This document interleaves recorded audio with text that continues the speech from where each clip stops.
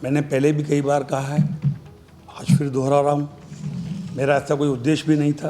निसंदेह मेरे शब्द मेरी भावना के अनुरूप नहीं थे। शब्द देशभक्ति के उत्साह, उत्तेजना और आवेश में निकले थे। मैंने अंतकरण से क्षमा याचना की है, कई बार की है, आज फिर कर रहा हूँ। मंत्री जी की ये पढ़कर मांगी गई माफ़ी आपने सुनी। ये माफ़ी अचानक से नहीं आई, बल्कि ये पूरा सोचा समझा प्लान था जिसे बखूबी एग्जीक्यूट किया गया। ये माफ़ी मध्य प्रदेश के मंत्री विजय शाह उस बात पर मांग रहे थे जिसमें उन्होंने ऑपरेशन सिंदूर के दौरान कर्नल सोफिया कुरैशी पर विवादित टिप्पणी की थी। और अब कल यानी कि 9 फरवरी को अपने मंत्री को कैसे बचाया जाए, इसका खाका मध्य प्रदेश सरकार ने तैयार कर लिया है और ये माफ़ी उसी प्लान का एक हिस्सा है।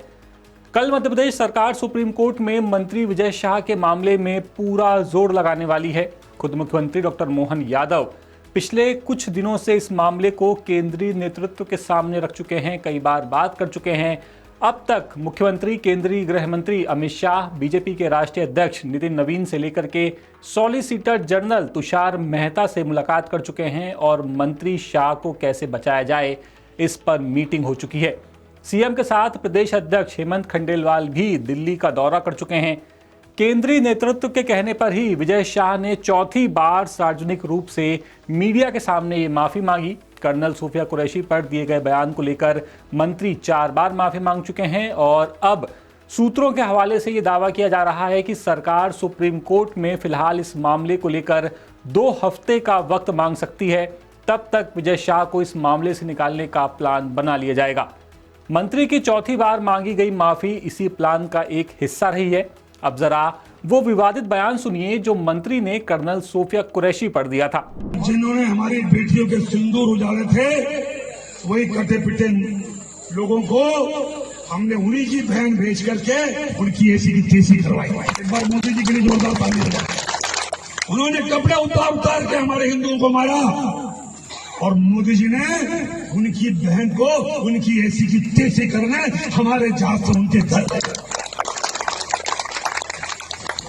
अब मोदी जी कपड़े तो उतार नहीं सकते थे, इसलिए उनके समाज की बहन को भेजा कि तुमने हमारी बहनों को अगर विधवा किया है तो तुम्हारे समाज की बहन आके तुम्हें नंगा करके छोड़ेगी।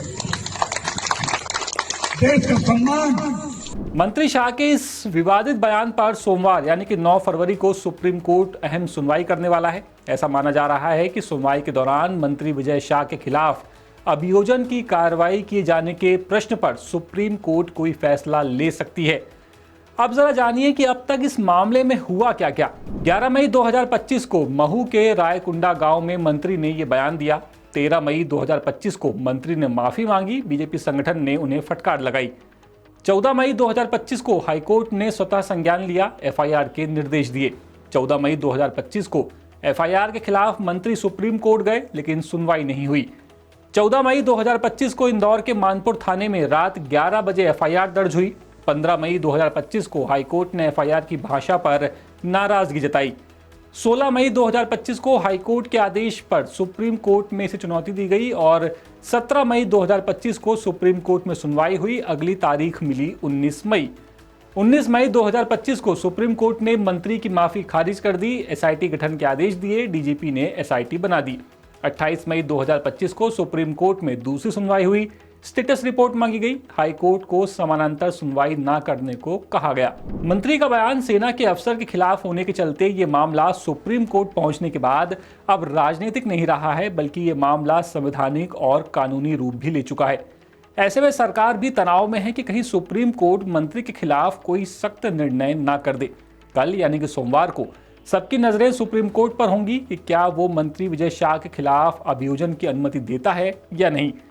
वहीं दूसरी तरफ देखना होगा कि सरकार अपने तर्कों से किस हद तक सुप्रीम कोर्ट को संतुष्ट करके मंत्री को राहत दिला पाती है।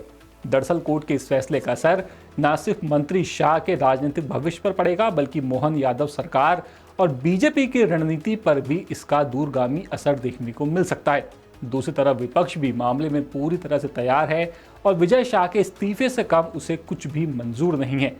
ऐसे में अब कल सुप्रीम कोर्ट में क्या होगा ये तो वक्त ही बताएगा, लेकिन कल तक जब तक ये सुनवाई शुरू नहीं हो जाती, मंत्री विजय शाह के दिल की धड़कनें जरूर बढ़ने वाली हैं, ये तय है। फिलहाल इस खबर में इतना ही। इस खबर में आप अपनी राय हमें कमेंट बॉक्स में बता सकते हैं और इस मामले पर आप क्या सोचते हैं आप वो भी हमें कमेंट करके बता सकते हैं। फिलहाल इस वीडियो में इतना ही। मैं आपसे जल्दी मुलाकात करूंगा किसी और खबर में। तब तक के लिए नमस्कार। लेटेस्ट,